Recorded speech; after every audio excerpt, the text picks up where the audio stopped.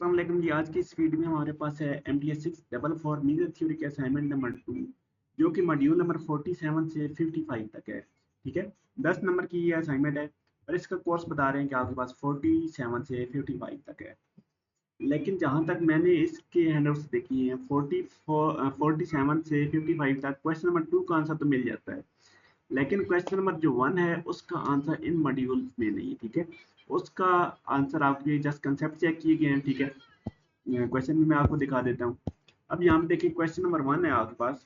यहाँ पे कंफ्यूज नहीं होना, क्वेश्चन नंबर 1 भी 2 दफा लिखा हुआ है, क्वेश्चन नंबर 2 भी 2 दफा लिखा हुआ है। क्वेश्चन नंबर 1 में हमारे पास है प्रूव और disprove that for a belong to real line and fix lambda. Lambda आपके पास फिक्स नंबर है और एक सेट ई गिवन है आपके पास। ठीक है, ई कैसे सेट है, x1 x2 up to xn, यानी कि ये आपके पास सीक्वेंस ऑफ सेट्स है Rn में। ठीक है, ये सीक्वेंस ऑफ सेट है और x लैम्डा ऑफ ये आपके पास इक्वल आ जाता है a के। अब हमने इसका प्रूव या डिसप्रूव करना है कि इसका लेबैक आउटर मेजर 0 के इक्वल है। ठीक है, इस किस्म का क्वेश्चन हमारे पास हैंड आउट्स में नहीं है। ठीक है, तो इसको हम अपने कंसेप्ट से ही सॉल्व करेंगे। क्वेश्चन नंबर 2 है आपके पास ए और बी आपके पास नॉन एम्प्टी सेट है और ए का आपके पास बैक आउटर मेजर 0 है और बी का भी बैक आउटर मेजर आपके पास 0 है और हमने शो करना है कि ए यूनियन बी आपके पास मेजरेबल है। सेकंड हमने शो करना है कि इसका मेजर आपके पास 0 है। ठीक है, तो ये दोनों क्वेश्चन हम सॉल्व करने हैं। इसके सोल्यूशन की तरफ चलते हैं। क्वेश्चन नंबर 1 की आपके पास स्टेटमेंट आ गई है। ठीक है, क्वेश्चन नंबर 1 की स्टेटमेंट के बाद आपके पास इसके सोल्यूशन में अगर आए तो हम इसका सोल्यूशन के बहुत से तरीके हो सकते हैं। ठीक है, आप मुख्तलिफ तरीके यूज़ कर सकते हैं, आपको मुख्तलिफ असाइनमेंट में मुख्तलिफ सोल्यूशन मिलेंगे। अब मुझे नहीं पता कि सर ने इसको कौन से तरीके से सॉल्व किया, लेकिन मैंने इसको एक शॉर्टकट वे से सॉल्व किया है। ठीक है, इजी वे है, तो आप इसको भी यूज़ कर सकते हैं। अगर आपके माइंड में कोई और तरीका है इसका सॉल्व करने का, तो आप उसको भी यूज़ कर सकते हैं। इसके सोल्यूशन में हमने क्या किया कि वी हैव टू शो कि इसका लिए बैक आउट में ये आपके पास 0 है। ठीक है, ये हम प्रूव करने जा रहे हैं। अब हमारे पास ई वाला सेट आपके पास ये वाला सेट है, ई आपके पास ये वाला सेट है और एक्स लैम्डा जो है ना, x1 से xn तक हमने ले लिया कि x लैम्डा इनके दरमियान कोई एक एलिमेंट है। ठीक है, 1 से n के दरमियान कोई एलिमेंट है और वो आपके पास इक्वल आ रहा है a के।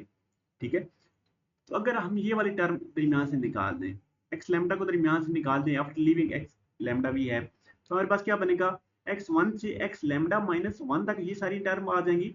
दरमियान में x लैम्डा वाली टर्म शामिल नहीं करेंगे और x लैम्डा से xn तक ये सारी टर्म आपके पास आ गई। अब हमारे पास पहले ई की डायमेंशन सेट ई हमारे पास ये जो था ना, इसकी कितनी डायमेंशन थी, एन डायमेंशन थी। अब हमने दरमियान में से एक टर्म निकाल दी है तो इसकी डायमेंशन कितनी बन गई है, एन माइनस 1। ठीक है, और ये हमारे पास क्या चीज बन रही है, हमारे पास हाइपर प्लेन एक बन रही है। ठीक है, हाइपर प्लेन की सारी डेफिनेशन बन रही है और हाइपर प्लेन का लेबैक आउट में आपके पास 0 होता है। ठीक है, एक तो चीज हमें यहाँ से पता चल गई। सेकंड, इसमें अगर आप देखें ये सेट ई जो है ना, इसको हम सिंगल सेट की शक्ल में लिख सकते हैं। इसको हम लिख सकते हैं x1 यूनियन x2 यूनियन, आप तो चलते चलते आपके पास xn। इसको हम ऐसे भी लिख सकते हैं, यानी कि इसको हम यूनियन की शक्ल में लिख सकते हैं। ये चीज हमने लिखी है कि इसको हम यूनियन की शक्ल में लिख सकते हैं सिंगल टाइम सेट की सूरत में। तो लेबैक आउटर मेजर आपके पास इसका सिंगल टाइम सेट का लेबैक आउटर मेजर 0 होता है और इस सारे सेट का लेबैक आउटर मेजर आपके पास 0 आ जाएगा। ठीक है, मैंने इस तरीके से प्रूव किया, आप कोई और डिफरेंट मेथड भी यूज कर सकते हैं। अब क्वेश्चन नंबर 2 जो है ये बिल्कुल परफेक्ट है, इसका आंसर बिल्कुल आपको ऐसे ही मिलना है क्योंकि ये सॉल्व होने वाला क्वेश्चन है, तो इसका डिफरेंट तरीके नहीं हो सकते। ठीक है, क्वेश्चन नंबर 2 क्या है कि आपके पास A B non empty set है और Lebesgue outer measure of A is equal to 0 है। इस तरह Lebesgue outer measure of B आपके पास 0 है। ए यूनियन बी हमने शो करना है कि आपके पास मेजरेबल है और Lebesgue outer measure of A union B आपके पास 0 है। ठीक है, तो सॉल्यूशन में हमें गिवन पहले हमने लिख दिया कि हमारे पास गिवन क्या चीज है कि Lebesgue outer measure of A और Lebesgue outer measure of B आपके पास 0 है। तो आपके पास according to definition of Lebesgue outer measure की आगे हमने डेफिनेशन लिखी है, सॉरी जस्ट लेबैक मेजर की। ठीक है, कि for any epsilon greater than 0 आपके पास एक सेट ओ एग्जिस्ट करना चाहिए। ओ कैसा सेट है, एस आपके पास उस ओ का सबसेट हो। ठीक है, ये आपके पास ऐसे सेट हो कि ओ माइनस एस अगर हम ये सेट लें और इसका बैक आउटर मेजर आपके पास लेस देन आना चाहिए एप्सिलॉन हमने जो लिया था इसके, ठीक है, ये हमने इसकी डेफिनेशन लिख दी। अब यहाँ हम देखें ए और बी दोनों आपके पास मेजरेबल सेट्स हैं, ठीक है, क्वेश्चन में देखें दोनों हमें गिवन है कि ये आपके पास इक्वल इनका बैक आउटर में ये जीरो है, तो इसका मतलब है कि ये दोनों आपके पास मेजरेबल सेट्स हैं। तो and we know that union of two back outer measurable sets are back measurable, ठीक है, कि दोनों अगर दो आपके पास सेट हैं और वो दोनों मेजरेबल हैं तो उनका जो यूनियन होगा ना वो भी आपके पास मेजरेबल होगा। तो hence A union B is Lebesgue measurable, B आपके पास इसका यूनियन होगा वो मेजरेबल होगा। अब सेकंड हम शो करते हैं कि ये आपके पास इक्वल होगा जीरो के। According to sub additive property हमने लिख दिया कि Lebesgue outer measure of A union B less than आपके पास आ जाएगा Lebesgue outer measure of A plus Lebesgue outer measure of B. ये आपके पास एक थ्योरम है, आप वहां से देख सकते हैं, ठीक है, हैंडआउट्स में ये थ्योरम गिवन है। अब हमें बताया कि back outer measure of A is equal to zero, back outer measure of B is equal to zero, तो जीरो प्लस जीरो ये आपके पास इक्वल टू जीरो के।